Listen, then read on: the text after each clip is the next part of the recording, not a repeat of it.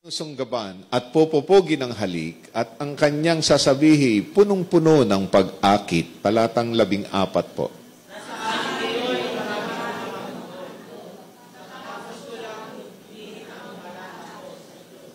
Ako ay narito upang ika'y salubungin, mabutit nakita kita pagkatapos kong hanapin. Talatang 16 po.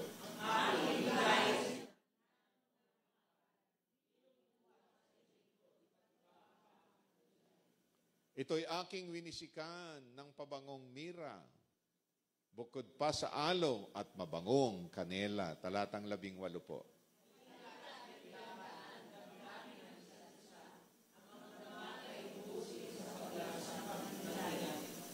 Ako ay nag-iisang asawa ko'y wala rito, pagkat siya ay umalis, sa malayo pa nagtungo.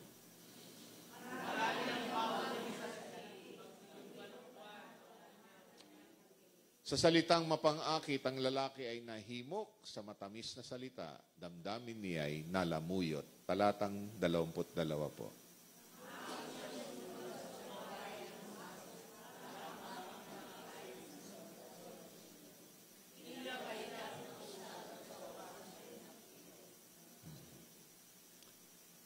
Hanggang sa puso nito, ang palaso ay maglagos, isang ibong napasok sa lambat, ang kanyang nakakatulad. Hindi niya mamalayang buhay pala ang katumbas.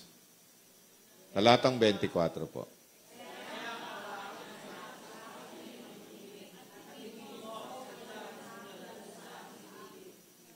Huwag mo ngang hayang ang puso mo ay maakit, ng babaeng ang tuntunin ay landasing nakalihis. Talatang 26 po.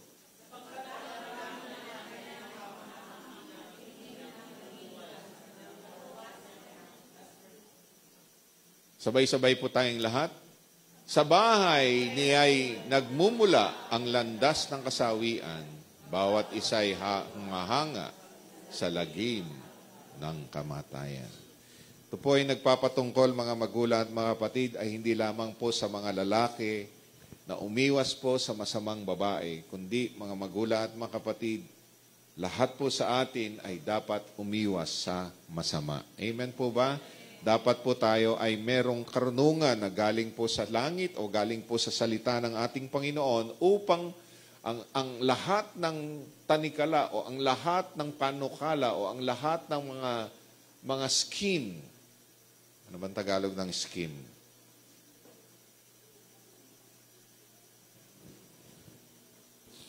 Lahat ng scheme ng ating kaaway ay atin pong matatanggihan. Amen po ba?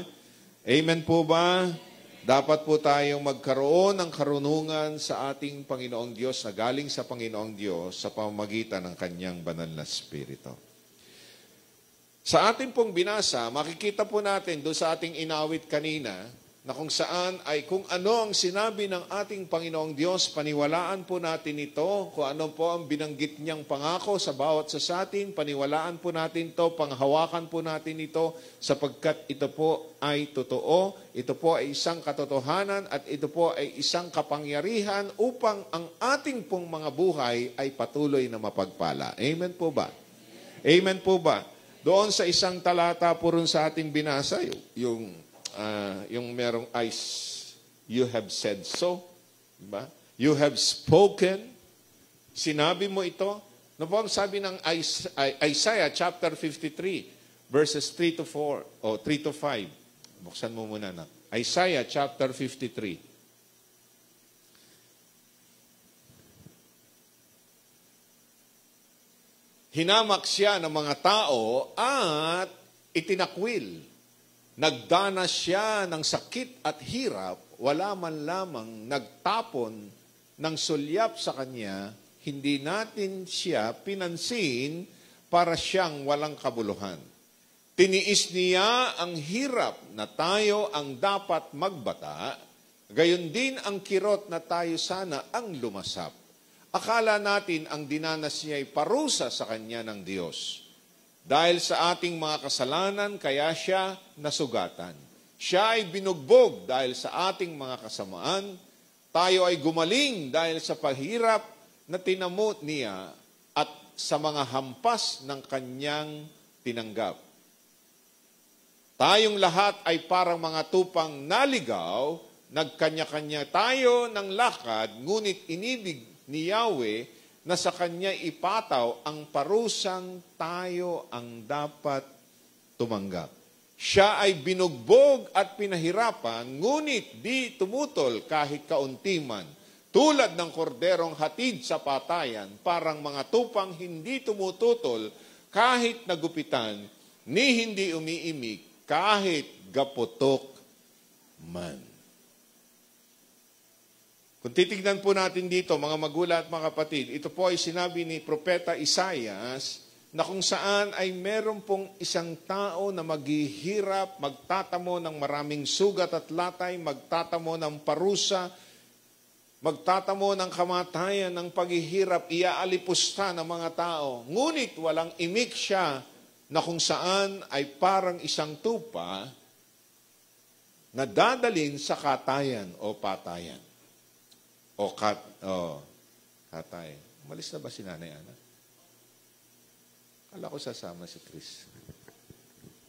Pero anyway, kung makikita po natin dito, ang tinutukoy ni Isaias po rito, na kung saan ay nagtamo ng paghihirap, nagtamo ng pag-alipusta, nagtamo ng maraming sugat at latay upang ang mananampalataya sa Kanya ay hindi mapahamak, kundi magkaroon ng kagalingan, magkaroon ng himala sa Kanyang buhay na walang iba po o ano tinutukoy dito ng kasulatan na sinabi po ni Propeta Isaias ng ating Panginoong Hesukristo ang tinutukoy niya po dito. Amen. Amen. Kaya nga po, mga magulang at mga kapatid, kung titignan po natin ang buhay ng ating Panginoong Hesukristo doon po sa mga gospel, ay makikita po natin yung patungkol sa Kanya sa pamamagitan ng Propeta Isaias ay tinupad ng ating Panginoong Diyos o tinupad ng ating Diyos Ama yung Kanyang pangako. Tinupad ng ating Panginoong Hesukristo nung nandito sa lupa, yung mga bagay na inihula sa Kanya doon pa lamang po sa lumang tipan. Sabi nga po natin, mga magulang at mga kapatid, doon po sa ating pinag-aralan nitong nakaraang linggo, that He never performed miracles just to show off His power, but to bless and to meet the needs of man. Amen po ba? Hindi lang para siya'y makilala. Hindi lang po para ma-express niya ang kapangyarihan niya na nasa Kanya beforehand pa, in the beginning pa. Sabi ng Biblia doon po pa lang sa Genesis chapter 1 verse 1 that in the beginning God created the heavens and the earth. Kung titingnan po natin doon pa lamang po sa Genesis chapter 1 verse 1 ay nandun na po ang ating Panginoong Hesukristo. Amen. Amen. Sabi ng iba, pinanganak lang daw po ang ating Panginoong Hesukristo doon sa sabsaban, doon lang po nagsimula ang kanyang buhay. Pero tandaan po natin, mga magulang at mga kapatid, ang sabi po ng Biblia, magmula pa po ron sa Genesis chapter 1, verse 26, ay nandun na ang ating Panginoong Hesukristo. Tingnan nga natin, anak, doon sa Amplified Bible. Genesis chapter 1, verse 26. Amplified. Okay, basahin po natin lahat. Ready? 1, 2, 3. And God said, let us, Father, Son, and the Holy Spirit, make mankind in our image, after our likeness, and let them have complete authority over the fish of the sea, the birds of the air, the tame beast, and over all of the earth, and over everything that creeps upon the earth. Dito pa lamang po, mga magulang at mga kapatid, ay ipinakita na ng salita ng ating Panginoong Diyos na ang ating Panginoong Hesukristo ay nandun na sa lumang tipan. Biro nyo, Sabi doon, let us make man. Let us. Ibig sabihin, meron siyang kausap. Ang kausap niya rito ay hindi anghel. Hello? Kung anghel ang kausap niya rito, mga magulang at mga kapatid, lahat tayo merong pakpak.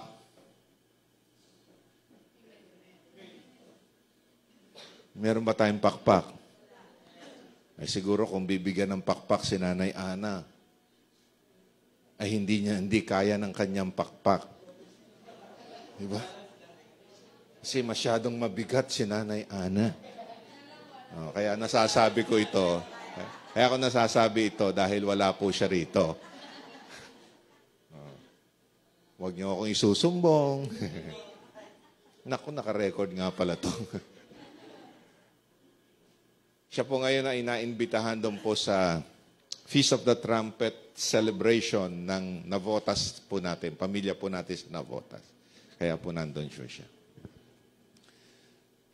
At makikita natin dito, mga magulang at mga kapatid, na nilikha ng Diyos ang tao at meron siyang kausap dito. At hindi anghel. Sabihin po dyan sa iyong katabi, hindi anghel ang kausap ng Panginoon. Sabihin nyo dyan sa iyong katabi, mukha ka lang anghel. Amen? Pero yung wangis, mga magulang at mga kapatid, ay ito po ay galing po sa Diyos mismo.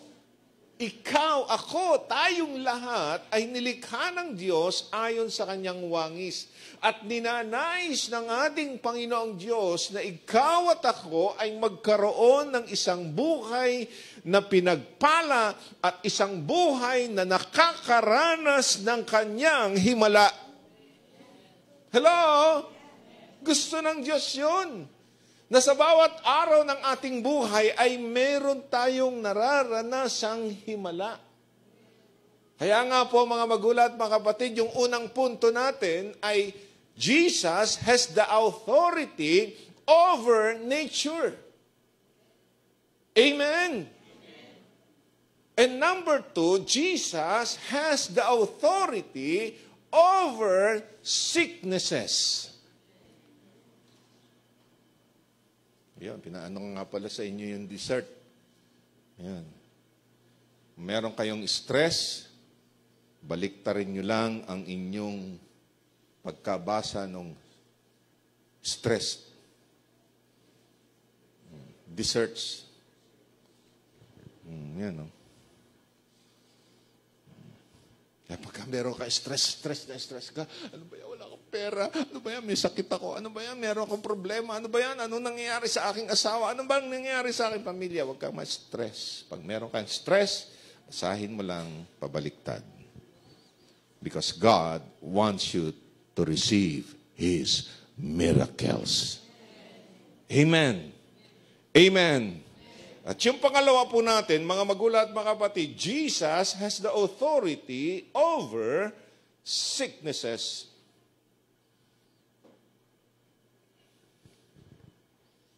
His name is healing. Noon po, mga magulang at mga kapatid, sa ating pong isang awit na sinabi po, His name is healing. Ang pangalan niya ay isang kagalingan. Katulad ng binasa po natin doon sa Isaiah chapter 53 verses 4 to 5. Ay makikita po natin doon, mga magulang at mga kapatid, ang dahil sa kanyang mga sugat at latay, nagtamo po tayo ng kagalingan na kung saan, mga magulang at mga kapatid, ay ito ay ang kalooban ng Diyos sa atin. Ayaw ng Diyos na meron po tayong sakit. Unang-unang dahilan, mga magulang at mga kapatid, ayaw ng Diyos na ang tao ay merong sakit. Amen po ba? Ayaw ng Diyos. Minsan, ang tao, inaalagaan yung sakit. Sabihin po natin yan sa ating katabi, huwag nating alagaan ang sakit. Amen. Huwag nating alagaan ang sakit. Minsan inaalagaan natin ang sakit sa pamamagitan ng ano? Sa pamamagitan ng ano? Sa pamamagitan ng pagkain na kung saan ay hindi naman dapat kainin. For example, yung mga matataas ang sugar. Sino dito ang mataas ang sugar? Ayun. Meron tayong mga kapatid. Mataas ang sugar mo. Ano? Chris? Nako. Diba? Paano natin inaalagaan ang sakit sa pamamagitan ng pagkain ng mga matatamis? Ayan. Yung mga miyembro ng media. Diabetes. Diba? Mataas ang sugar. Mahilig sa matatamis. Hindi po masamang kumain ng matamis. Ako po, mahilig po ako sa chocolate. Kaya nung pumunta po kami ng abroad, ang dami ko pong dalang chocolate.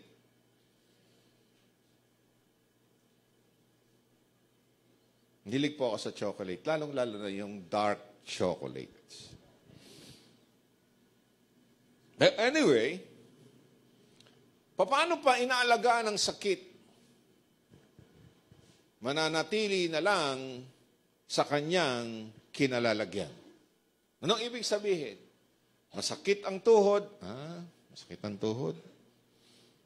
Hindi na ako pupunta ng church. Hindi na ako magtatrabaho. Hindi na ako gagawa nito. Masakit ang balakang.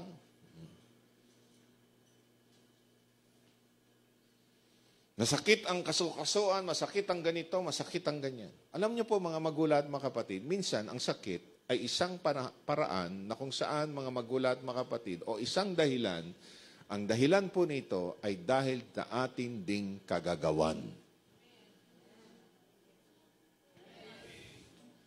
Kagagawan din natin eh. Pangalawa, ang sakit ay galing po sa ating pong mga emotions. Yung mga emotions natin, nakakaano rin yan, nakaka-apekto rin yan ng ating mga karamdaman. Kaya minsan, mga magulang at mga kapatid, kapag ka nagpunta kayo ng doktor at nagpa-check up kayo sa doktor at chinek up kayo ng doktor, tinanong kayo kung ano yung mga bagay na nararanasan ninyo at sasabihin ng doktor at chinek up ka niya, wala ka namang sakit. Why? Kasi yung ating pong mga sakit ay galing sa ating emotions. Pagka ikaw ay galit, naapektuhan ang iyong katawan. Pag ikaw ay nag-aalala, naapektuhan ang iyong atay. Pag galit po tayo, naapektuhan yung ating pong digestive system. Kaya maraming tao, kapag kagalit, kain ng kain, kaya tumataba. Ano nangyari? Ibinubunto ng galit doon sa pagkain. Kain ng kain. Kung ano makain, kain ng kain. Pagkagalit, naapektuhan ngayon yung digestive system. Pag ikaw naman po, mga magulang at mga kapatid, ay nalulungkot, anong naapektuhan? Yung puso po natin. Yung internal organs po natin naaapektuhan. At doon nagsisimula ang ating mga karamdaman. Di ba? Pag ikaw ay kulang sa tubig, sumasakit ang ulo mo. Bakit? Kulang ka sa oxygen. Kung puro soft drinks, puro kape, at wala nang iba kundi kape. Mga magulang at mga kapatid, tandaan po natin, kailangan ng katawan natin ang tubig. Sabihin po natin yan sa ating katabi, uminom ka ng tubig.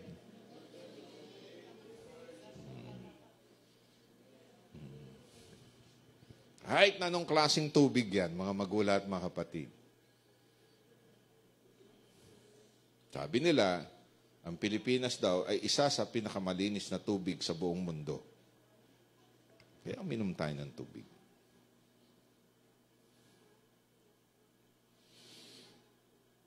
Isang halimbawa, mga magulang at mga kapatid, ng kagalingan na kung saan ay pinagaling ng ating Panginoong Jesucristo o meron siyang kapangyarihan sa anumang sakit at karamdaman ay dun sa Matthew chapter 15 verses 29 to 31. Diyan po, makikita po natin diyan, mga magulang at mga kapatid, na iba't ibang klaseng sakit ang pinagaling ng ating Panginoon.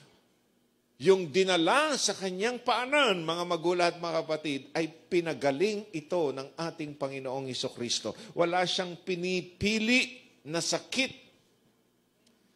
At ang naging resulta, mga magulang at mga kapatid, ng kagalingan ng mga taong pinagaling ng ating Panginoong Jesucristo ay yung purihin nila ang Diyos ng Israel. Amen po ba? Amen po ba? Ba? Sana. Diba? Tagalog mo anak.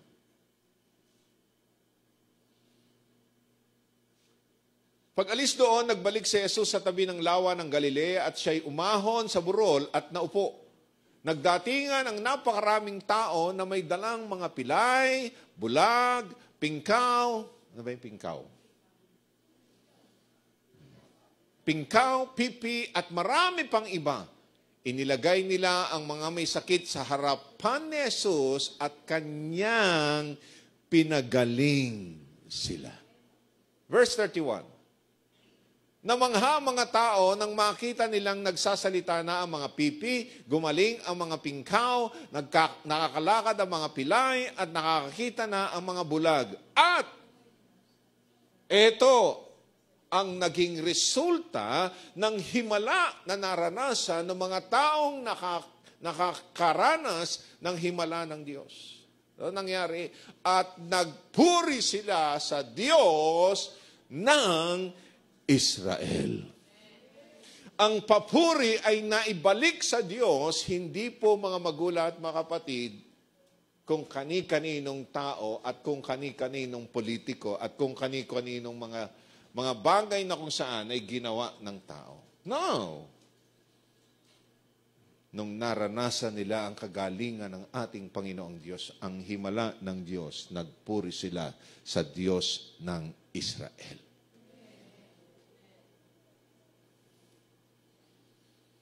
Sana, ang dalangin ko po mga magulang at mga kapatid, kapag ka nakaranas po tayo ng kagalingan, ay hayaan po natin ang unang-unang maging tugon ng ating buhay ay pasalamatan ang ating Panginoong Diyos na buhay.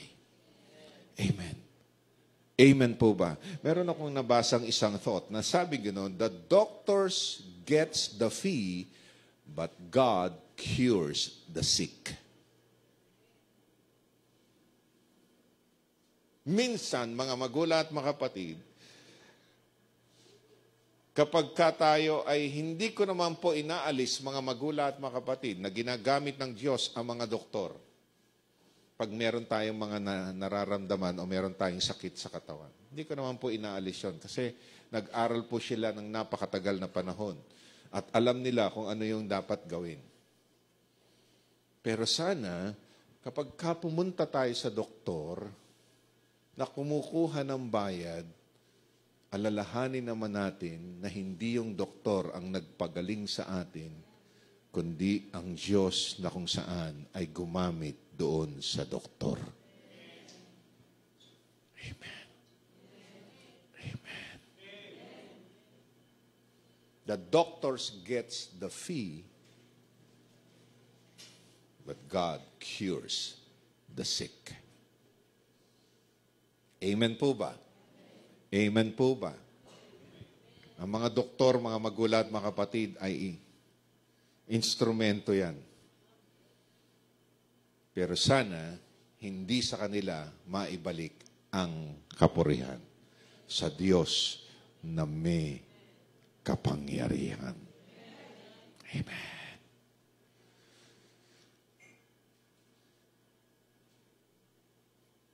Nakakasumpong ang isang tao ng kanyang kagalingan kung lalapit siya sa ating Panginoong Hesukristo.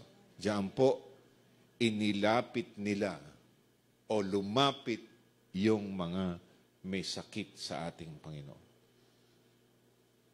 Dapat alam natin kung sino yung ating lalapitan.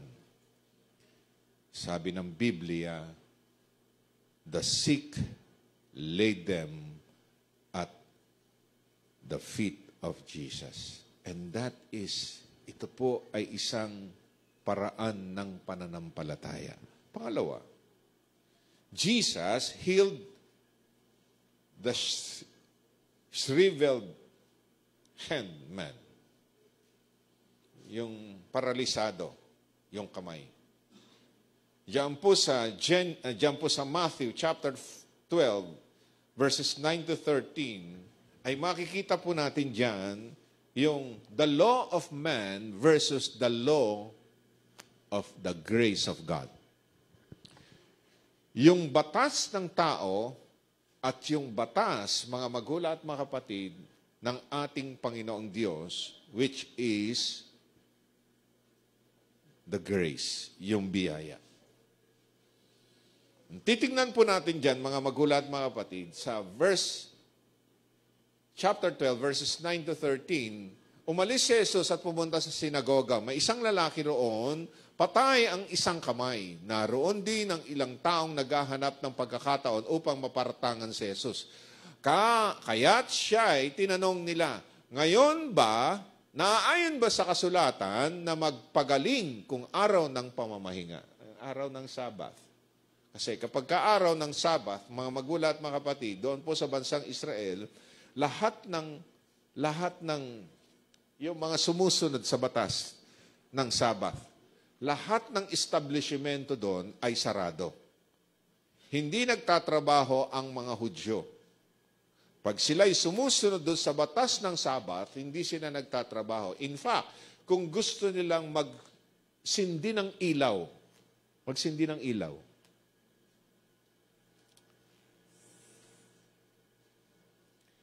pag gusto nilang magsindi ng ilaw, tatawag sila ng isang Pilipino at pasisindihan nila yung ilaw na yon.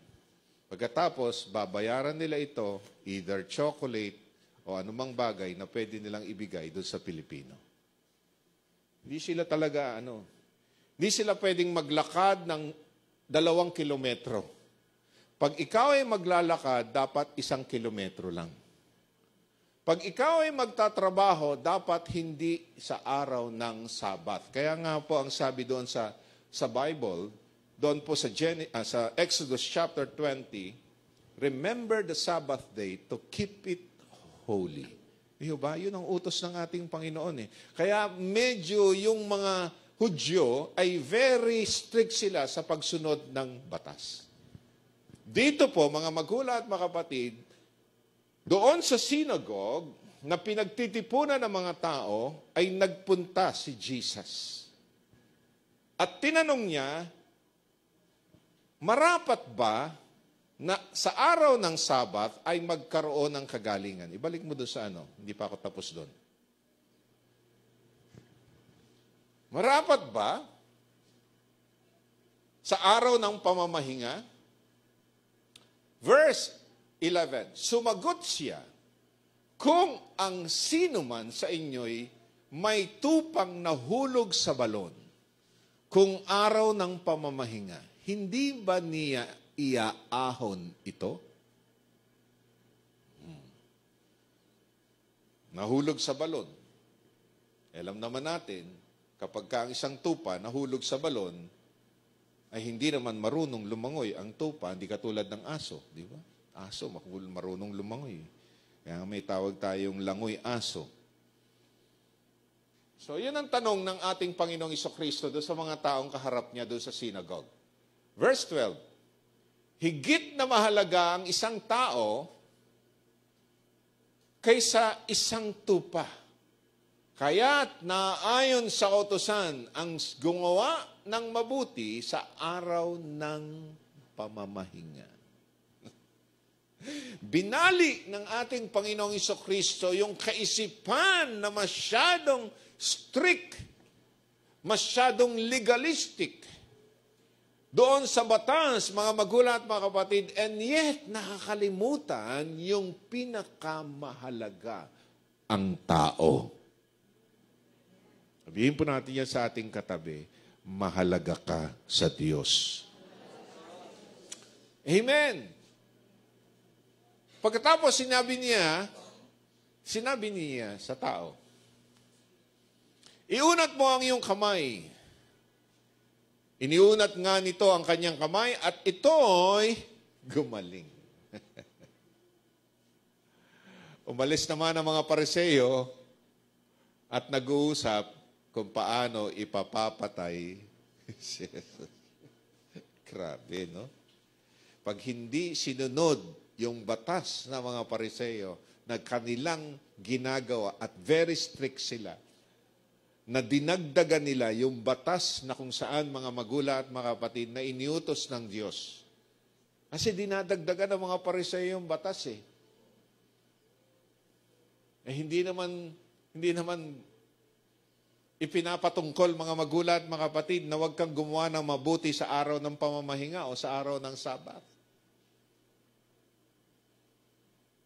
Kaya lang, sa kanila, dinagdagan nila ang batas, bawal gumawa ng isang bagay, mabuti man o masama, sa araw ng pamamahinga. Kay Jesus, hindi. Why? Because Jesus is the Lord of the Sabbath. Si Jesus po ang Panginoon ng araw ng pamamahinga. Amen. Pangatlo, o letter C, Jesus healed the man with leprosy. Ang mga may leprosy, mga magulang at mga kapatid, o yung mga ketong, may mga ketong, ay outcast yan sa society. Tama po ba? Hindi kayo nakakakita ng isang ketongin o merong ketong na kung saan ay nakikihalubilo at nakikipag-socialite sa tao. Tama? Tama po ba? Doon po sa bansang Israel, during the time of Jesus, ay meron pong mga ketongin na tumawag sa ating Panginoong Jesucristo. In fact, bawal nga hipuin bawal hawakan yung mga ketong eh. May mga ketong. Bakit? Kasi ang ketong ay nakakahawa. Tama? Tama po ba? Dito sa Novaliches yata yun, ay meron diyang, leprosarium, diba? Meron siyang ospital na mga may sakit na ketong.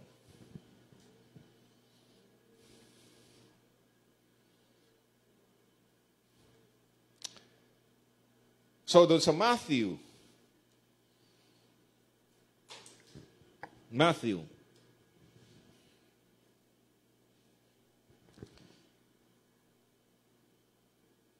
chapter 8, verses 2 to 4. Lumapit sa kanya ang isang ketongin at lumuhod sa harapan niya. Ginoo ang wika niya. Kung ibig po ako'y inyong mapagaling.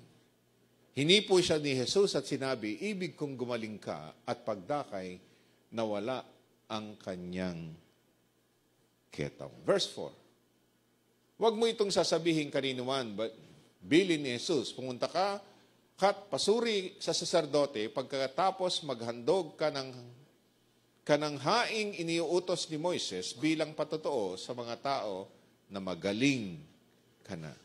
Ito'y isang tagpo, mga magulang at mga kapatid, isang outcast sa society ay lumapit sa ating Panginoong Jesucristo.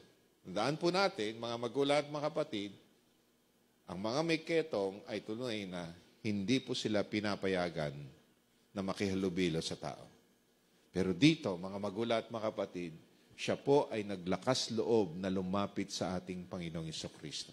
If you are willing, kung gusto mo.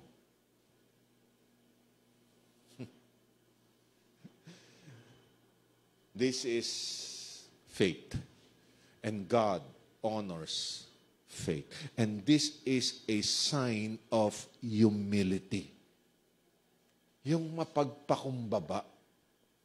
Yung pagkalumapit kay Jesus, hindi inuutusan ng Diyos na gawin kung ano ang dapat gawin. Amen po ba? Sabi nung ketongin, baba.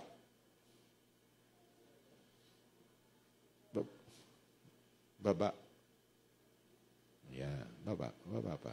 2. Yeah. Sabi ng ating sabi nung ketongin, kung ibig po ninyo, ako'y inyong mapapagaling.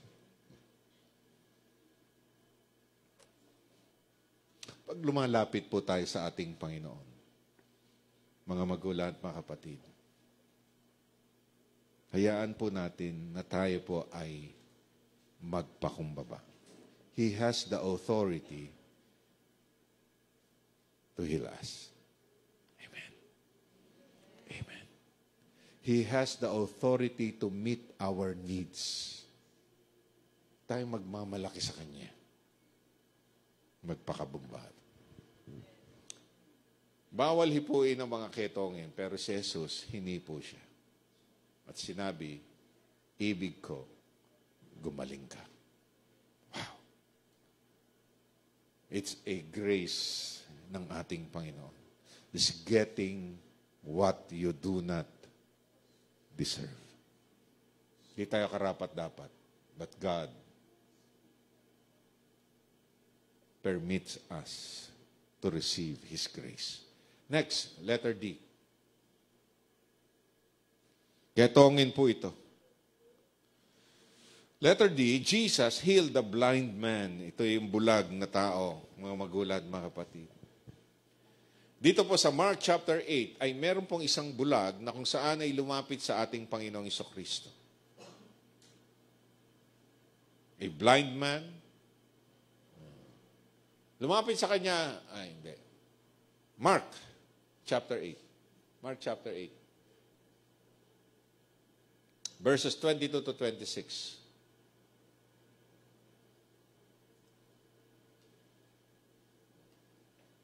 Dumating sila sa Bethsaida at dinala kay Jesus ang ilang tao, ang isang bulag at ipinamanhig na hipuin ito. Inakay niya ito sa labas ng bayan, niluraan ang mata, saka ipinatong ang kanyang mga kamay. May nakikita ka bang anuman? Tanong niya. Tumingin ang lalaki at ang wika, nakakakita po ako ng mga taong lumalakad, ngunit sila'y parang punong kahoy. Muling hinipo ni Jesus ang mga mata ng bulag. Ito'y lumingo at tuminging mabuti, nanumbalik ang kanyang paningin at malinaw na niyang nakita ang lahat. Verse 26. Sinabi sa kanya ni Jesus, umuwi ka na, huwag ka nang dumaan sa bayan. Bakit hindi po pinagaling ng ating Panginoon? Nagtanong na po ba kayo, bakit inilabas pa ng ating Panginoong Jesucristo yung bulag doon sa bayan? Di ba? Yung verse 22. Ibaba mo. Ba't inilabas niya pa? Verse 22. Nandun na po siya sa Bethsaida, pero inakay niya ito sa labas ng bayan. Ay, tanong niyo na po ba, bakit niya inilabas sa labas ng bayan? Alam niyo po kung bakit? Kasi doon sa Bethsaida, mga magulang at mga kapatid, ay hindi po naniniwala sila sa himala. Doon sa lugar na yon, mga magulang at mga kapatid, ay marami ang hindi naniniwala sa Diyos. Kaya nga po mga magulang at mga kapatid, ang nangyari, inilabas ng ating Panginoong Jesucristo yung bulag doon sa bayan at gumawa siya ng putik, dumura siya at gumawa siya ng putik, inilagay niya sa mata nung bulag. Bakit kaya? Ano po kaya ang ano? Baka yung bulag, wala po siyang mata. Wala talagang mata. Yung bilog ng mata, yung eyeball. Kaya gumawa siya ng putik para magkaroon ng eyeball. Mari. Di ba?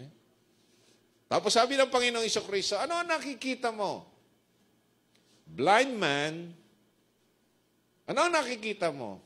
Parang puno-puno naglalakad. Blurred. Blurred yung kanyang paningin. At muli niyang pinanalangin at inutusang gumaling yung bulag. From blind to blurred and then to bright. Nakita niya na yung kanyang mga taong nasa kanyang paligid. Jesus healed the blind man. Sa atin po, mga magulang at mga kapatid, baka merong mga bagay at bahagi ng ating buhay na meron po tayong mga bagay na hindi natin nakikita. Baka merong ipinakikita sa atin ng ating Panginoon, pero blurred ang tingin natin at hindi natin masyadong makita ang ipinakikita ng Diyos sa atin. Gusto ng ating Panginoong Diyos na meron siyang ipakita sa atin na kung saan ay gusto rin ng Diyos na merong iparanas sa atin ang ating Panginoon upang makita natin ng maliwanag at maranasan po natin, mga magulang at mga kapatid, ang gusto ng Diyos na mangyari sa ating mga buhay. Ano po kaya ito? Baka tayo po ay nagbubulag-bulagan lamang dahil sa gusto nating mangyari sa ating mga buhay. Baka merong gustong ipakita sa atin ng ating Panginoon. Huwag na po tayong magbulag-bulagan.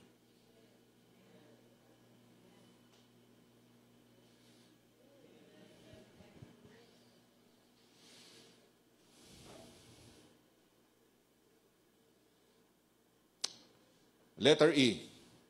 Jesus healed the paralytic. Doon po sa Luke chapter 5, verses 17 to 26, from faith to faith.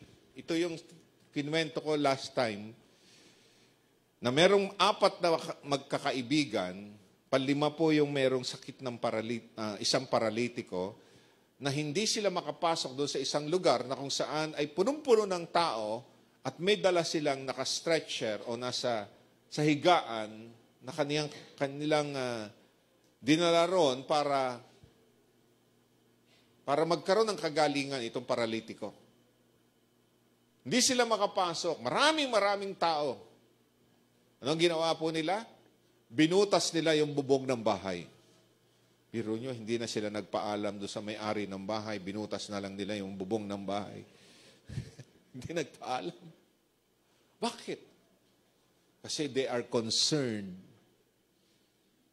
with their friends. With their friend. Concerned sila. Mahal nila yung kanilang kaibigan. Kaya nila ginawa ito. Okay lang, pagalitan kami na may-ari. Okay lang. Basta maipakita lang namin yung aming pagmamalasakit, ang aming pag-ibig dito sa aming kaibigan. Ibinaba nila out of doon sa roof, na binutas nila pagkatapos binaba nila sa harapan ng ating Panginoong Jesucristo. Ang unang sinabi ng ating Panginoong Jesucristo, your sin is forgiven. Wow! Your sin is forgiven. Nagreklamo ulit yung mga Pariseo. Ang sabi nila, anong karapatan nitong taong ito na magpatawad? Tanging Diyos lang ang pwedeng magpatawad. You are blaspheming God. Totoo lang po, mga magulang at mga kapatid. Nandun na naman sila, mga magulang at mga kapatid, doon sa kanilang pinaniniwalaan. Nandun na naman sila sa batas na kung saan, mga magulang at mga kapatid, there is only one God who will forgive sinners. Sabi ng ating Panginoong Jesucristo, ano ba ang mas madali? Ang magpatawad ng mga kasalanan o ang magpagaling sa mga may sakit? Sabi ng kanyang disipulo, o ang sabi ng ating Panginoong Jesucristo, magpatawad. Mga magulang at mga kapatid, baka meron tayong mga nararanasan sa ating katawang lupa nang dahil sa kasalanan.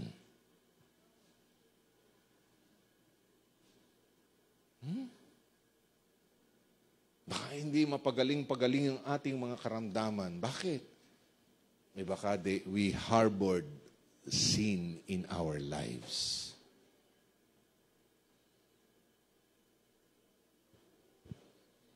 Let us evaluate ourselves. Lord, bakit hindi mo ako mapagaling-pagaling? You are a miracle-working God. Pero bakit ngayon hindi ako mapagaling-pagaling? Why? Baka meron tayong kasalanan sa ating buhay na dapat ihingi natin sa Diyos na mapagpatawad.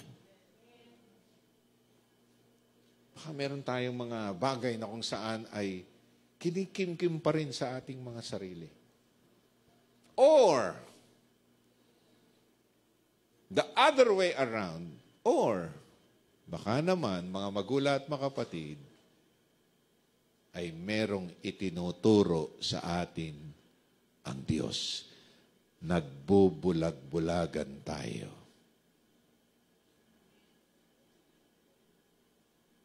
Baka kailangan nating magpatawad sa mga nagkasala sa atin, pero nagbubulag-bulagan tayo. Kaya ang atake ng demonyo ay maluwag sa buhay natin.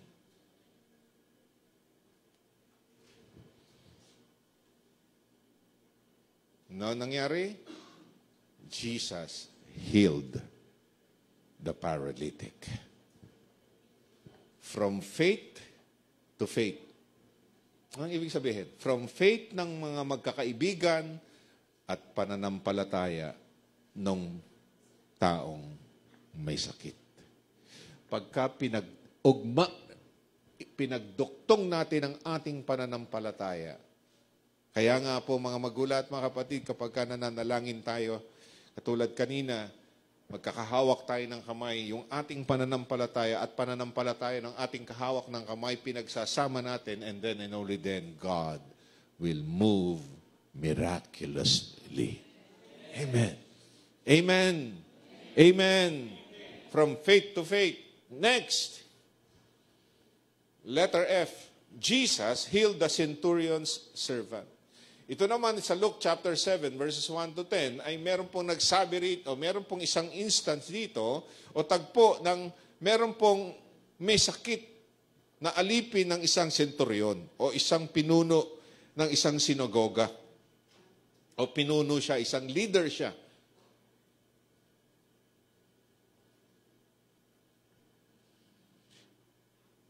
At doon po sa isang tagpo ay lumapit po itong centurion. At sabi niyang ganon, hindi po ako karapat-dapat na puntahan niyo po sa aking tahanan. Sabihin niyo na lang po, kasi ako po ay merong katungkulan o may kapangyarihan na kung meron po akong nasasakupan, pag sinabi ko po siya pumunta doon, pumupunta po siya. Pag sinabi ko pong lumapit sa akin, lumalapit po siya. Pag sinabi ko pong gawin mo ito, ginagawa niya po. Hindi niyo na po kailangan pumunta po sa aming bahay. Sabihin niyo na lang po. Diba? Anong sabi doon sa verse 7? Sa verse 7. Luke chapter 7, verse 7. Ni hindi rin po ako karapat-dapat na humarap sa inyo. Ngunit, magsalita po lamang kayo at gagaling na ang aking alipin. Wow!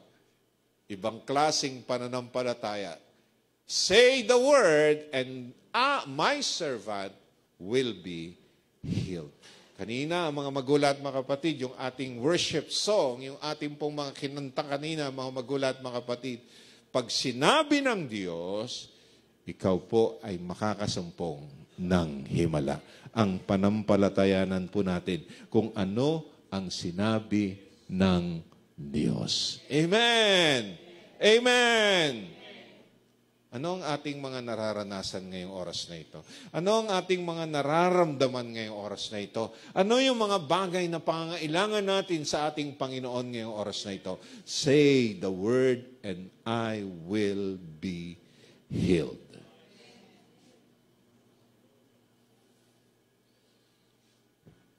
Kinumend ng ating Panginoong Jesucristo itong centurion na ito. Because of his faith. Doon sa verse 9, ano po ang sabi ng verse 9? Basahin po natin lahat. Ready? 1, 2, 3. Namangha si Jesus nang marinig ito at humarap sa makapal na taong sumusunod sa kanya. Sinabi niya, kahit sa Israel ay hindi ako nakakita ng ganitong kalaking pananalig.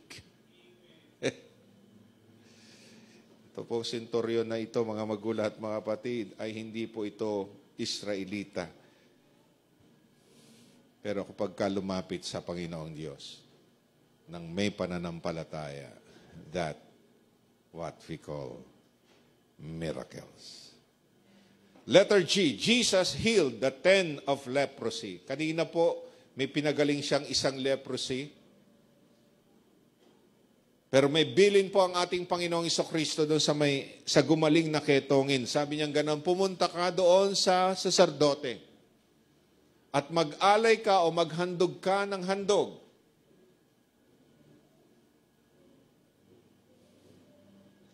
Para ikaw ay ideklara na magaling na.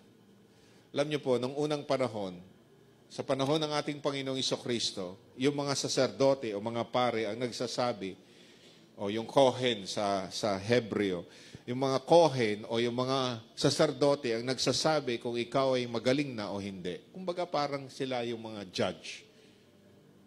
Nag-aalay sila ng handog bilang pasasalamat sa Diyos na sila po ay pinagaling ng ating Panginoong Diyos. Dito po ay meron pong 10 ketongin na lumapit sa ating Panginoong Jesucristo. Actually, hindi po sila lumapit na katulad ng isa. Ito po yung 10 lepros na kung saan ay tumawag lang sa ating Panginoon at ang sabi ng mga ketongin na ito, ayan o. Sa paglalakbay ni Jesus patungong Jerusalem, nagdaan siya sa hangganan ng Samaria at Galilea. Nang papasok na siya sa isang nayon, siya'y sinalubong ng 10 ketongin. Tumigil sila sa malayo-layo. At humiyaw ng, Jesus, Panginoon, mahabag po kayo sa amin. Nang makita sila, ay sinabi niya, humayo kayo at pakita sa mga saserdote at samantalang sila'y naglalakad, gumaling sila. Grabe, no? Nang mapuna ng isa na siya'y magaling na, nagbalik siya at sumigaw ng pagpupuri sa Diyos. Nagpatira pa siya sa paanan ni Jesus at nagpasalamat. Ang taong ito'y Samaritano. Wow. 10 po yung inutusan na pumunta ng saserdote at 10 po yung gumaling. Tama po ba? Pero yung tithes lang po ang bumalik sa ating Panginoon. Yung 10 hindi na. Yung 9 hindi na. Ano po ang ibig sabihin nito, mga magulang at mga kapatid?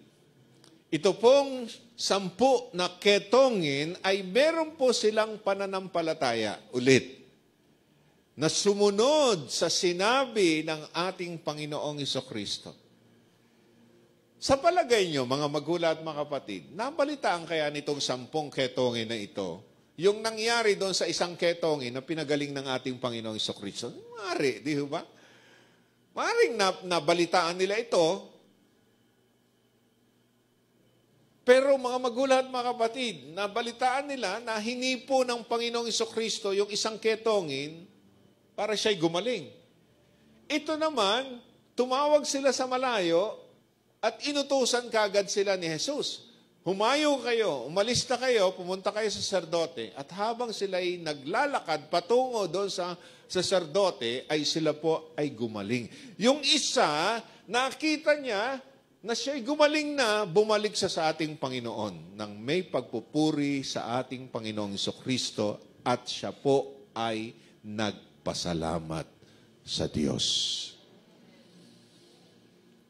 Kanina po, mga magulang at mga kapatid, sa awit po na senior po ni LJ kanina is yung bang magpasalamat tayo sa anumang dahilan, sa anumang pagkakataon at sa lahat ng panahon.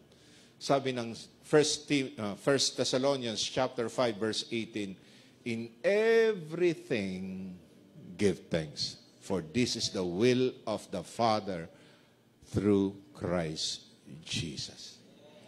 Sa lahat ng bagay, magpasalamat po tayo. Maliit man ito, malaki man ito, pagpasalamat natin sa ating Panginoon. Amen po ba? Amen po ba? Hindi lang natin ipagpapasalamat sa Diyos yung malaking himala na nangyari po sa ating buhay. Yung bang maliit, kahit na maliit na himala na nangyari sa ating buhay, ipagpasalamat natin sa ating Panginoon. Yung maimulat lang natin yung ating mata sa panahon, mga magulang at mga kapatid, na tayo po ay nagising kaninang umaga, isang pagkakataon na ito na magpasalamat po tayo sa ating Panginoon. Why? Sapagkat ginising po tayo ng Diyos, sapagkat meron siyang layunin sa buhay natin at tunay upang makita natin ng tunay ang Diyos ng himala na kung saan ay nagpapala. Sige po, palakpakan natin ang Panginoon. Hallelujah! Mabuti ang ating Panginoong Diyos. Amen po ba? Napakabuti ng ating Panginoong Diyos. Binigyan tayo ng pagkakataong ngayong oras na ito na mabuhay. Ano kaya ang kanyang dahilan? Ano kaya ang kanyang layunin? Ano kaya ang kanyang purpose sa ating buhay? 10 yung pinagaling, pero isa lang yung bumalik sa ating Panginoong Jesucristo at nagpasalamat. Tandaan po natin, sa lahat ng panahon, sa lahat ng pagkakataon, maliit man ito, malaki man ito, ipagpasalamat natin to sa Panginoon. Amen? Huwag naman po sanang magreklamo tayo. Pagpasalamat natin sa Panginoon. Kanina po ay nagising po ako ng madaling araw. Naririnig ko po umuulan.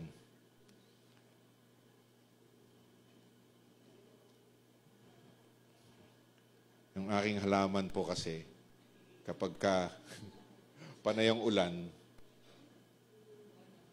ay nalulunod. Hindi kasi marunong lumangoy yung aking mga halaman. So, nalulunod siya. Sabihin, pag sobra sa tubig, namamatay yung halaman. Pag sobra sa araw, namamatay yung halaman. Pero kailangan ng halaman, ng araw at ng tubig. Kaya po kaninang madaling araw, binuksan ko po yung sinasataas po yung ilang mga halaman ko. At sabi ko sa Panginoon, Panginoon, salamat po sa ulan. At mag-pray ako, sabi ko gano'n, Lord, alam ko, hindi maapektuhan yung ilang mga kapatid na pumunta ng church. Ang isa sa iniisip ko ay si Ate Dayan. Kasi kapag umuulan yan, medyo sabi ko baka hindi na umaten si Ate Dayan kasi umuulan siya. Baka bumahana naman sa kanila ng lampas tao. Nakita ko si Ate Dayan kanina, sabi ko.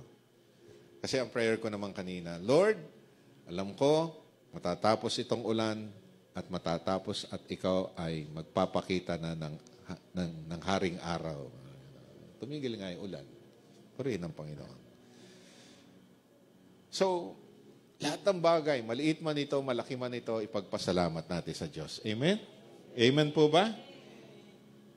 Hindi naman, kumbaga, hindi naman insecure ang ating Diyos na kapag ka nagpagaling siya ay kailangan nating magpasalamat sa Kanya. Hindi naman. It is our response, the right response to our God, that let us give thanks to Him. Ano man ang nangyari sa buhay natin. Amen? Letter H, the last. Jesus healed the servant of the high priest.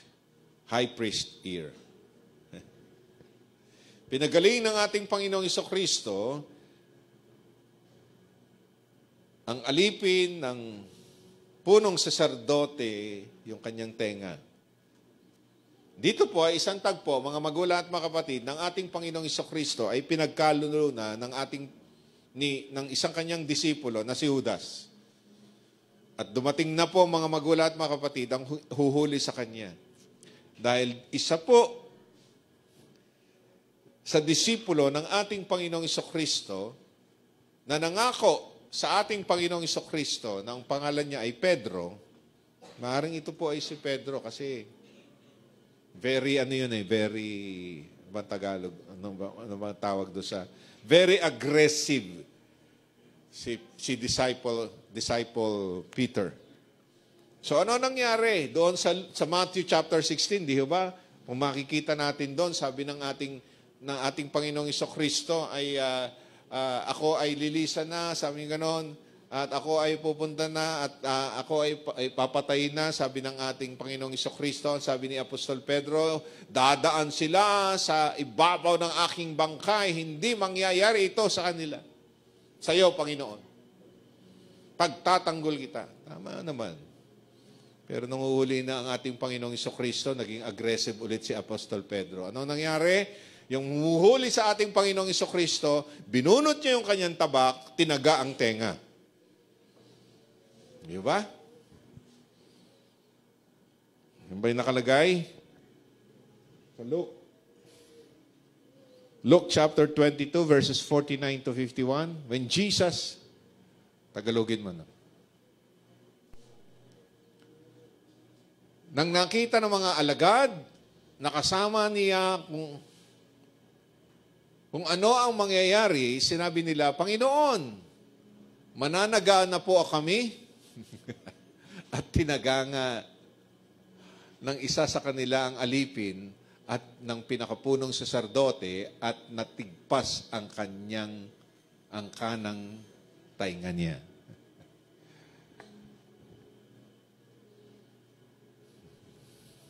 Kung ulo kaya yung tinagpas niya, no?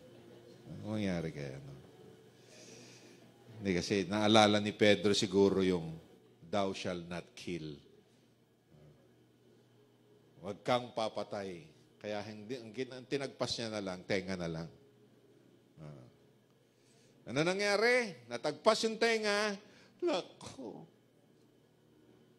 Doon pa lang mga magulang at mga kapatid ay nakikita na natin ang Diyos ay isang himala. Pinulot ni Jesus yung tenga. Nilagyan ng mighty band? Hindi.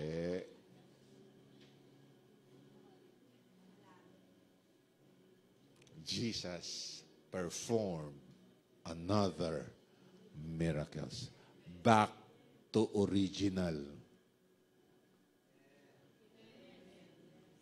Alam niyo po, nung isang araw, meron po kasi yung takip ng pitchel na nasira na. At dinidikitan ko po siya ng mighty band to back to original. Pero hindi ko na magawa. Kahit na nung dikit ko, nagka-crack pa rin siya. Hindi ko na maibalik sa original yung takip ng aming pitchel. Pero si Jesus, pag pinagaling niya po ang bawat sa atin, back to original state. Amen.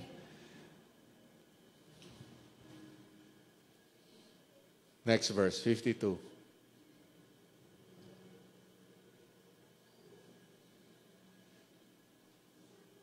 51 muna, no? 51. 51. Yeah. Ngunit sinabi ni Jesus, wag! Hayaan ninyo sila. Hinipo niya ang tainga ng alipin at pinagali. Talaga itong si Apostol Pedro, no? Hindi Hindi sumunod Sabi na nga ng Panginoon, wag Tandaan po natin, kahit tayo ang may kagagawan, pagagalingin pa rin ng Panginoong Jesucristo. Di ba?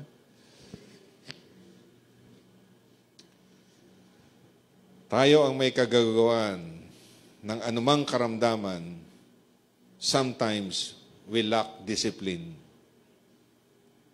We abuse our body. Bawal na pagkain. May sarili tayong dahilan. Total, may gamot naman. Misuse of our body. Nagpupuyat ng nagpupuyat. Yan. Na wala namang kapakinabangan. Madalas, mga magulang at mga kapatid, sa totoo lang, I am guilty with this. Kaya nga, tinuturuan ko ang aking sarili, kinakausap ko ang aking sarili. Sabi ko, being disiplina lamang. Minsan, meron tayong nararamdaman sa ating katawan. Why? Kulang tayo sa disiplina. Sabihin po natin yan sa ating katabi, disiplina. Amen? Amen? Tandaan po natin, mga magulang at mga kapatid, kung gusto natin na magkaroon po tayo ng kalusugan sa ating katawan, we need discipline. Pag sinabi ng Diyos na wag, sabi niyang ating Panginoong Jesucristo, huwag. Dahil alam nating ito ay makakasama, alam ng Diyos na ito ay makakasama, huwag. Amen. Sabihin po natin yan sa ating katabi, huwag. Amen? If we humble ourselves, ask for forgiveness, God is so gracious, even though, because God knows everything. He is omniscient God. Amen? Humble ourselves. Sabihin natin sa Panginoon, Panginoon, patawarin po ako. Nagamit ko ang aking katawan sa walang kabuluhan. Nagamit ko ang aking katawan sa hindi magandang bagay. Panginoon, patawarin mo po ako. Hindi ko na po ito gagawin ulit. God, then and only then, God will give you miracles. Amen? Tayo po ay tumayong lahat. Tayo po ay manalangin. Panginoon, maraming salamat po, Diyos, ngayon pong umagang ito. Salamat po sa iyong biyaya, pagpapala, kabutihan. Salamat po dahil ikaw ang aming Diyos ng himala. Kaya po ngayong umagang ito, Panginoon, alam namin, O Diyos, na ikaw ang Diyos na nakakaalam ng lahat ng bagay. You have the authority, O God, over sicknesses and diseases. Panginoon, maaring wala rito yung aming mga kapatid na merong mga karamdaman. Mga magulang, Panginoong Diyos, na kung saan ay nahihirapan dahil sa kanilang mga sakit, sa kanilang mga karamdaman. Lord, alam namin, Panginoon, na ikaw ang Diyos ng kagalingan. You are the God of miracles. Kaya po ngayong araw na ito, patuloy kaming lumalapit sa iyo. Tuloy kaming nagpapakumbaba sa iyo. Hallelujah. Jesus, Jesus, Jesus, Jesus. Habang tayong lahat ay nakayuko at nakapikit, panalangin po natin ng ating puso ngayong oras na ito. Panginoon, patawarin mo po ako.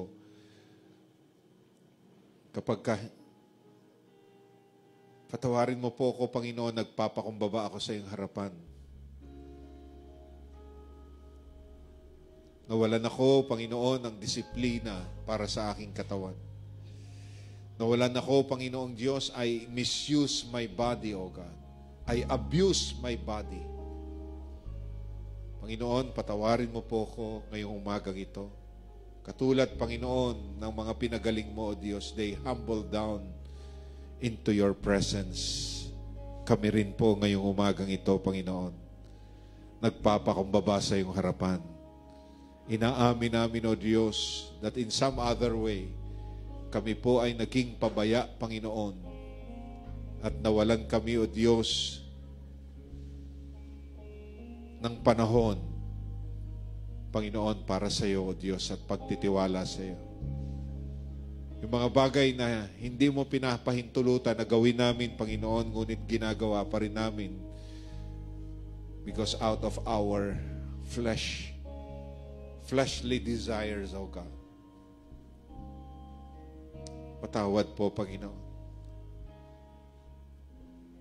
Kung ito po ang ating panalangin ngayong umagang ito, itaas lang natin ang ating kamay sa Panginoon. Yes, salamat po sa kamay na yan. God bless you, tatay, sa kamay na yan. God bless you, brother, sa kamay na yan. Yes, God bless you, nanay, sa kamay na yan. Thank you, Lord. Thank you, Jesus. Kilala natin ang ating sarili at mas kilala tayo ng Diyos. Alam ng Diyos yung nasa loob ng ating katawan. Minsan nagma-malfunction yung ating internal organs at nagre-reflect ito sa ating external organs. Nakikita sa external organs.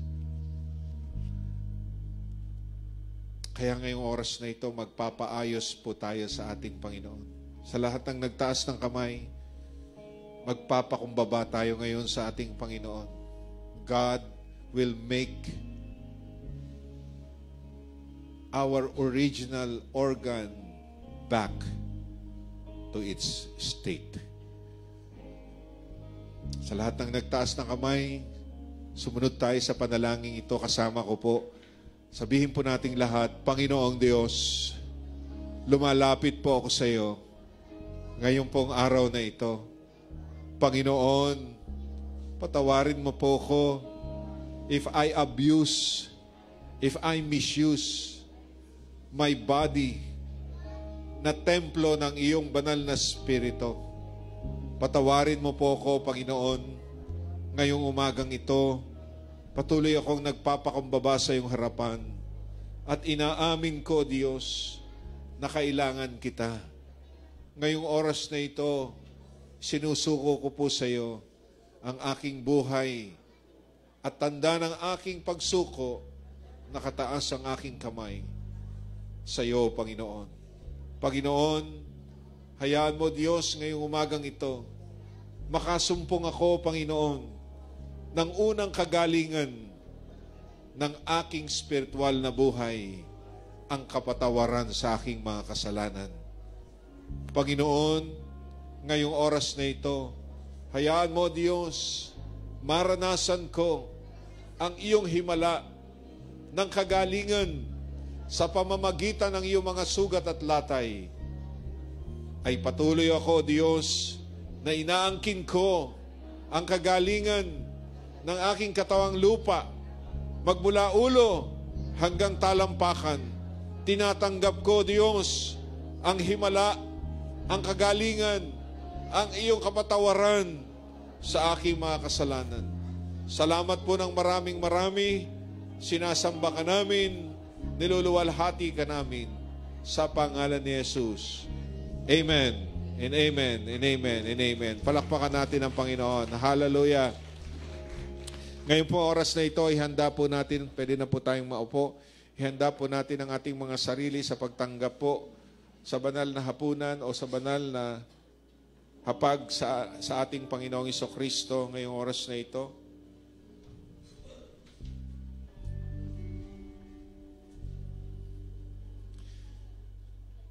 Ang ating pong gagawin ngayon na pagtanggap po ng simbolo ng banal na katawan ng ating Panginoon at ng simbolo ng banal na dugo ng ating Panginoon ay isang selyo po ito.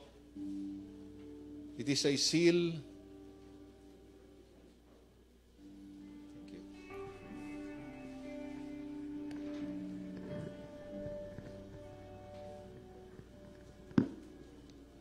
Selyo po ito ng kagalingan sa ating physical at selyo po ito ng kagalingan sa ating spiritual na buhay, ang kapatawaran ng ating Panginoong Jesucristo. Patuloy tayong makikipagtipan ngayong araw na ito sa ating Panginoon. At ang tipan po natin, mga magulang at mga kapatid, Panginoon, itong katawang lupang ito, Diyos, ay gamitin mo, Panginoon, para sa iyong kalwalhatian. Malusog, walang sakit, walang karamdaman, walang reklamo, kundi pagsunod lamang sa iyo, Panginoon. Yun ang tipan natin sa ating Panginoon ngayong umagang ito. Kaya nga po kapag tayo nagko-communion, sinasabi natin to, Panginoon, nakikipagtipan ako sa iyo. Nakikipag-covenant ako sa iyo. God is not a covenant-giving God. And God, He also a covenant-keeping God. Amen po ba? Ang Diyos natin ay hindi po sumisira sa Kanyang tipan sa atin. Yung tipan po ng Diyos sa atin ng kagalingan, hindi niya po ito sisirain, hindi niya po ito babaliin. Kaya po ngayong umagang ito, makipagtipan po tayo sa ating Panginoon. At ang tipan natin sa Diyos ngayong oras na ito, bago tayo kumuha, kung tayo makikipagtipan sa ating Panginoon, Panginoon, itong katawang lupang ito, maluwalhati ka sa lahat ng pagkakataon, sa lahat ng panahon. Saan man ako naroon, Panginoon, ang katawang lupang ito ay magiging isang buhay na patotoo ng iyong himala sa buhay ko. Kung ito po ang ating tipan ngayong umagang ito, pwede na po tayong kumuha ng simbolo ng katawan at dugo ng ating Panginoong Jesucristo. Hallelujah.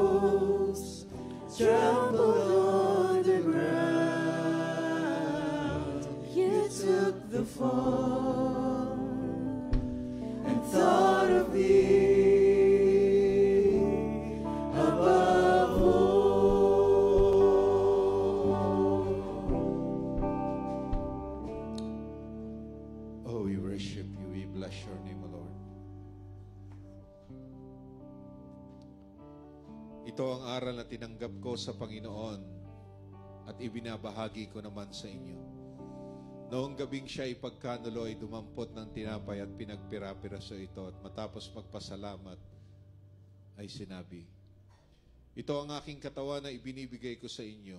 Tuwing kakain kayo, gawin ninyo ito bilang pag-alaala sa akin. Itaas po natin ang tinapay. At ngayong umagang ito, kayo po ang manalangin na simbolo ng katawan ng ating Panginoong Jesucristo ngayong oras na ito. At diyan po sa simbolo na yan, sa pagkain natin yan, ay yung ating katawan ngayong oras na ito, ang magiging manifestasyon, ang magiging patotoo na ang katawang lupang ito ay tunay na lumalakad, nabubuhay ng ayon sa kalooban ng ating Panginoon. Kaya po yung pong nakataas na tinapay na yan, kayo po ang manalangin yan, sabihin nyo sa ating Panginoon na yung simbolo ng katawan na ito, na kakainin natin ay maging buhay sa ating mga buhay, sa ating katawang lupa. Sige po, tayo po ay manalangin. Hallelujah. Yes, Lord. Sige po, buksan natin ang ating labi. Panalangin niyo po yung hawak ninyong tinapay. Nabasbasan ng ating Panginoon. Hallelujah. Thank you, Jesus. We worship you. We bless you.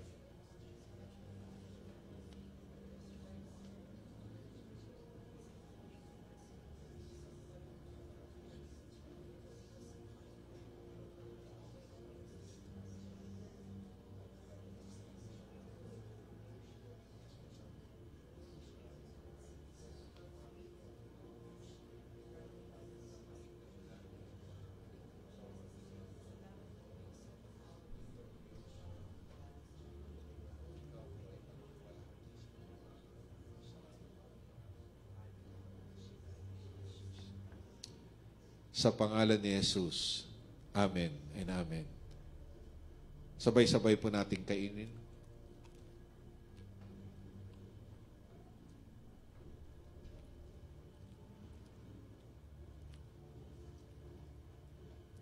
Taas po natin ang saro. Gayon din naman matapos maghapunan, niwakan niya ang saro at sinabi, ito ang aking tipan na pinagtitibay ng aking dugo. Tuwing iinumin ninyo ito, gawin ninyo bilang pag-alaala sa akin. Ang dugo po ng ating Panginoong Jesucristo na tumiki sa krus ng Kalbaryo upang magkaroon tayo ng kapatawaran sa ating mga kasalanan, upang magkaroon po tayo ng buhay na walang hanggan. Kung walang pagtitikis ng dugo ay walang kaligtasan. Salamat sa ating Panginoong Diyos sapagkat sa kanyang banal na dugo, nagkaroon tayo ng kaligtasan, nagkaroon po tayo ng kapatawaran sa ating mga kasalanan, nagkaroon po tayo ng proteksyon sa ating buhay sa pamamagitan ng kanyang banal na dugo. Kaya po ngayong oras na ito, panalangin po natin yung tipan ng ating Panginoong Diyos na kanyang banal na dugo ay patuloy na maghuhugas ng ating mga kasalanan, patuloy na magpoprotekta sa atin, patuloy na magbibigay sa atin ng kaligtasan at selyo ng ating kaligtasan magmula ngayong oras na ito hanggang sa darating na panahon. Sige po, kayo po ang manalangin para dyan sa hawak ninyong simbolo ng kanyang banal na dugo. Manalangin po tayo.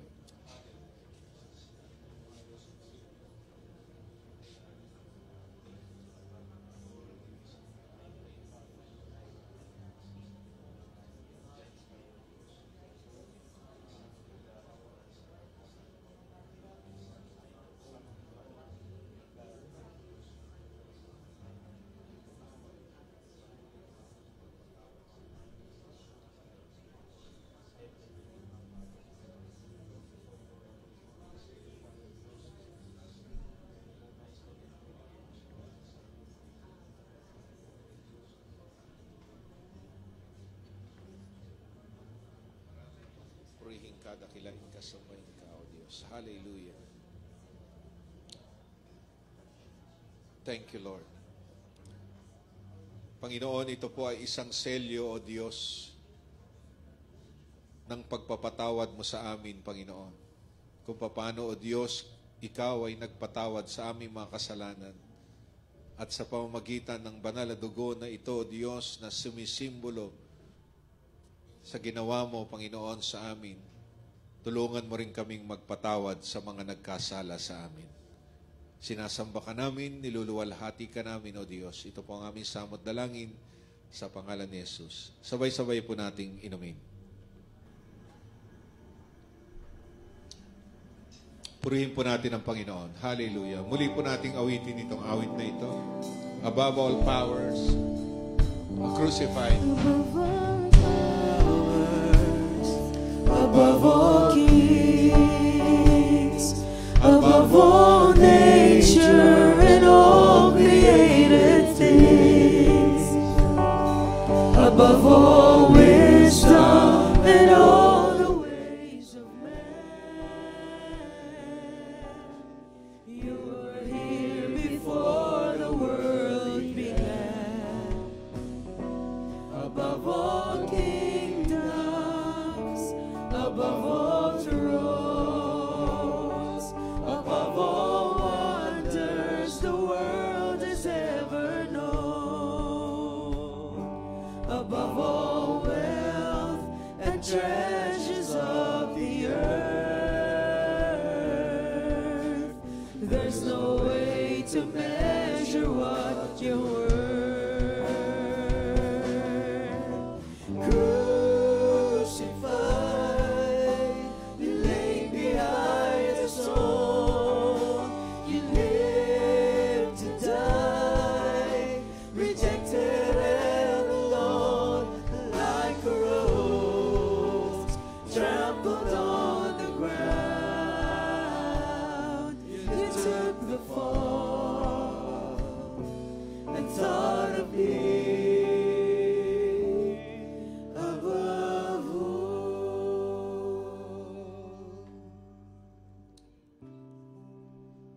Salamat po, Diyos, sa ginawa mo doon sa krus ng Kalbaryo para sa aming mga kasalanan. Tinubos mo kami, Panginoon, sa lahat ng aming mga nagawang kasalanan. Salamat po sa kapatawaran, Panginoon, at sa pamamagitan ng iyong buhay, O Diyos, na inialay doon sa krus ng Kalbaryo, nagkaroon kami, Panginoon, ng kaligtasan. Patuloy, Panginoon, na magsalita ka sa aming mga buhay. Marinig namin ang iyong tinig, Panginoon Diyos. Oh God, we worship you. We bless your name, O Lord. Hallelujah. Thank you, Jesus. Glorify your name, O God. Hallelujah.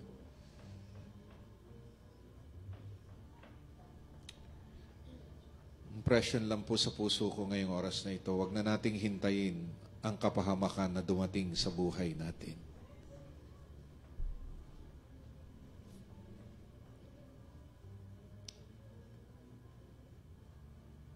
Hallelujah. Let's go near to our God and humble ourselves. Salamat po ng maraming marami. Purihin ka, dakilain ka, sambahin ka sa pangalan ni Jesus. Amen and amen. Purihin po ang Panginoon. Palakpakan natin ang Diyos. Hallelujah! Thank you, Lord. Ngayon po oras na ito ay panahon para po tayo ay magkaloob sa ating Panginoon. Above all, let us give our offerings, our tithes to our God. Pero bago po tayo magbigay, tayo po ay manalangin.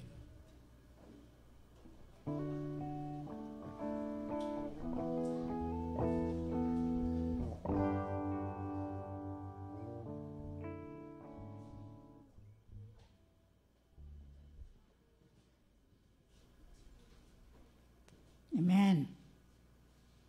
Ngayon naman po, tayo ay magkakaloob sa gawain ng Panginoon na masaya ang ating mga puso. Nakangiti, hindi nakasimangot nakangiti. Mahal natin ang ating Panginoon. Tayo po ay manalangin. Purihin ka, dakilang Ama. Purihin ka, O Diyos, we exalt your name, Father God. Maraming salamat po, Panginoon, sa pagkakataong ito na kami ay patuloy mong binibigyan ng panahon na kami ay makapagkaloob sa pag-ain mo, Panginoon. Salamat po sa pag-ibig mo sa amin. Salamat, Panginoon, sa iyong kadakilaan at ang iyong kabanalan, sapagkat patuloy kang kumikilos sa aming mga buhay. Pagpalain mo, Panginoon, ang trabaho ng iyong mga anak. Ingatan mo po ang aming mga pisikal na katawan kapag kami ay nagtatrabaho, Panginoon. Maraming salamat po. Purihin ka, dakilang Diyos. Purihin ka, Panginoon. Na sa pamamagitan ng aming pagbibigay ay tunay na maluwalhati ang iyong kadakilaan at ang iyong kabanalan. Sa pangalan ni Jesus. Sa pangalan ni Jesus.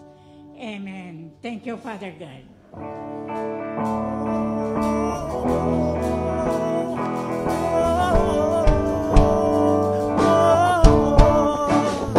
Living in the overflow, covered by your love, moving in the Holy Ghost. You're more than enough. I'm walking in your freedom now, covered by your grace, witnessing your healing power. We have been changed. Bless the Lord, oh my soul. 'Cause I am living in the overflow. Bless the Lord, oh my soul. And I am living in the overflow. Bless the Lord, oh my soul. 'Cause I am living in the overflow.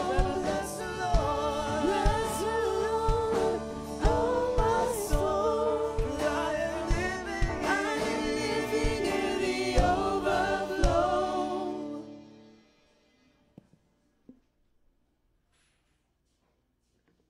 Amen. Bless the Lord, all my soul, and all that is within me, bless His holy name. Ilan po mga announcement? Ito po yung ating pong ginagawa, mga magulang at mga kapatid, na kung saan ay every year ginagawa po natin ito. Sa October 11 and October 12 ay mayroon po tayong Day of Atonement. Ito po ay ating feast. Ito po ay isang pista na kung saan ay ating pong ginagawa ngayong oras na ito. Ito po ay 24 hours prayer and fasting. Prayer and fasting starting from October 11 ng 5 p.m. hanggang October 12 ng 6 p.m. Dito po yan sa church natin gagawin, alas 6 po ng gabi, magsisimula po yung gawain po natin dito po sa church. October 12. Dito po sa church. Okay? October 6. October 12. October 12. 2 p.m. Ay, 3 p.m. 3 ba? 3? 3 p.m. Dito po sa church, October 12, alas 3 po ng hapon. Alas 2 ba? Hindi, masyado matagal kasi kapag alas 2. Ha? May prayer pa? Sabi ni Mami? Yun, mga ganun po, alas 2 ng hapon. Sabi niya, alas 2 ng hapon. Alas 2 ng hapon, alam ko po, alas 3 ng hapon. Alas 3 ng hapon. Alas 3 ng hapon, at pagkatapos sa alas 6 ng gabi, lahat po tayo sabay-sabay magbe-break ng fasting natin. Okay? Tayo po ay... Yan po yung ating pong announcement, Day of Atonement. Sa October 16 hanggang 23, yung ating pong Feast of the Tabernacles. Yeah, maganda po yung pista po ng ating mga tabernakulo. October 20, yan po yung Christmas time natin. Yan po yung araw ng ating pagbibigayan. Meron po tayong bless one another po dyan sa darating po na Feast of Tabernacle. Sunday po yung 23. 23 ba Sunday? Ha? 22. 20 ang Sunday. Yung October 20 nga pala. October 20, alas 7 ng umaga ay meron po tayong Feast of Tabernacle dito.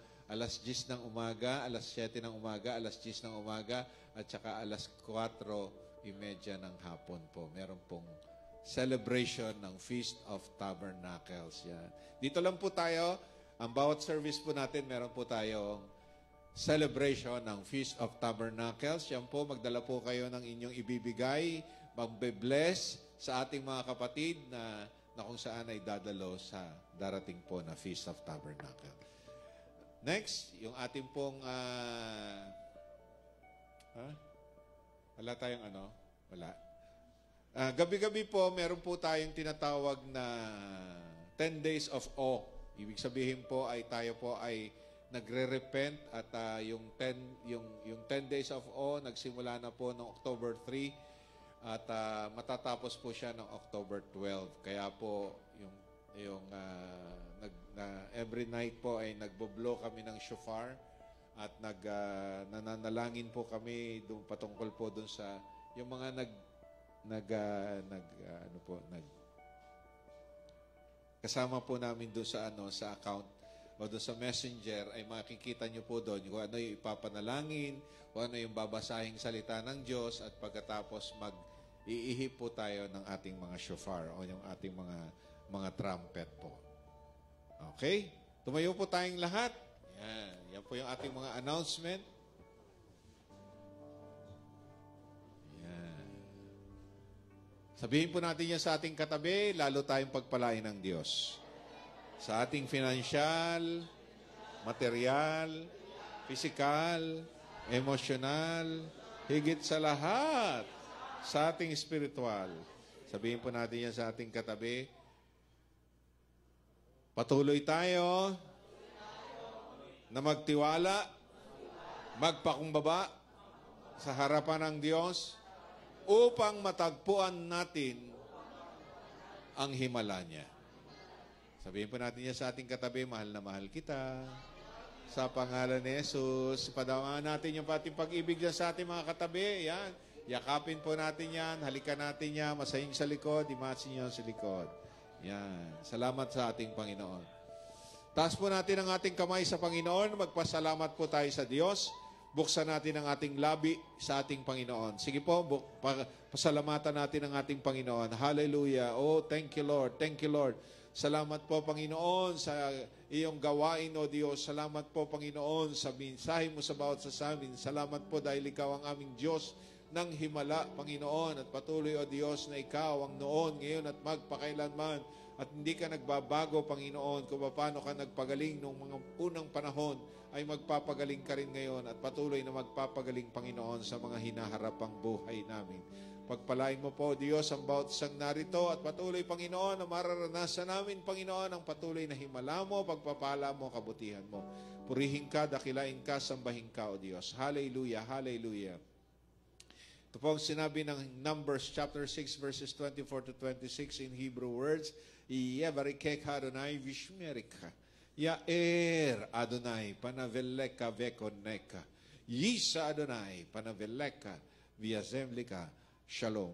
At sumaati na lahat ang pag-ibig, pagpapala, pag-iingat ng ating Panginoon. Patuloy na magliwanag ang kanyang muka sa bawat sa atin at biyayaan tayo ng lubos-lubusan. Patuloy na itoon ng Panginoon ang kanyang muka at bigyan tayo ng kapayapaan ngayon at magpakailanman hanggang sa muli niyang pagbabalik upang kunin ang lahat ng nanatiling tapat hanggang wakas at dalhin doon sa piling ng Panginoon magpakailan pa man at ang lahat ng anak ng Diyos ay patuloy na magsabi ng malakas na Amen and amen and amen. God bless you all.